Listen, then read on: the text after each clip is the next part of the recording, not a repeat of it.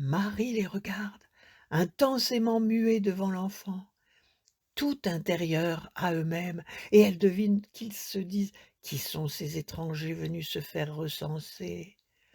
Marie se souvient de la naissance de Jean-Baptiste, fils de Zacharie et d'Élisabeth, stérile, mais enceinte au bout de 3 mois, qu'elle a passé chez elle jusqu'à l'accouchement pour partager avec elle le mystère de la naissance de Jean, nouvelle Élie, consacrée à Dieu.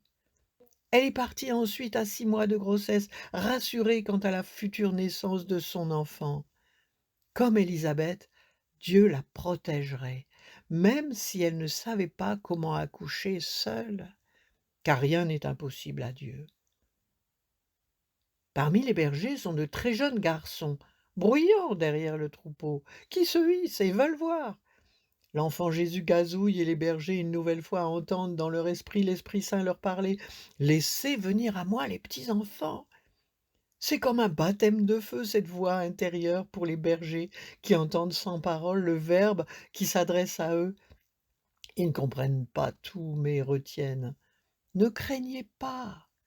Et l'Esprit ajoute dans le gazouillis de l'enfant: «Laissez faire ces enfants, ne les empêchez pas de venir à moi, car le royaume des cieux est à ceux qui sont comme eux, ou le deviennent». Les bergers méditent cette parole en secret, comme Marie, qui entend elle aussi ce que dit l'Esprit, sans toutefois tout comprendre. «Celui qui fait la volonté de mon Père qui est aux cieux, celui-là est pour moi un frère, une sœur, une mère». Les bergers obéissent et appellent alors leurs enfants qu'ils font passer devant la crèche. L'enfant gazouille, l'Esprit se fait entendre une nouvelle fois: «Qui accueille en mon nom un enfant comme celui-là, m'accueille moi-même, et qui m'accueille, ce n'est pas moi qui l'accueille, mais celui qui m'a envoyé». Alors spontanément, un des enfants portant un agneau, le dépose au pied de la crèche en s'agenouillant, et les bergers entendent: «Il a pris sur sa misère». Joseph alors confirme la parole et présente son fils au berger en l'élevant à bout de bras. «Voici Jésus, fils d'Abraham et des générations précédentes jusqu'à Seth, fils d'Adam, fils de Dieu». Et il conclut: «Marie et moi, nous sommes sa famille ici-bas».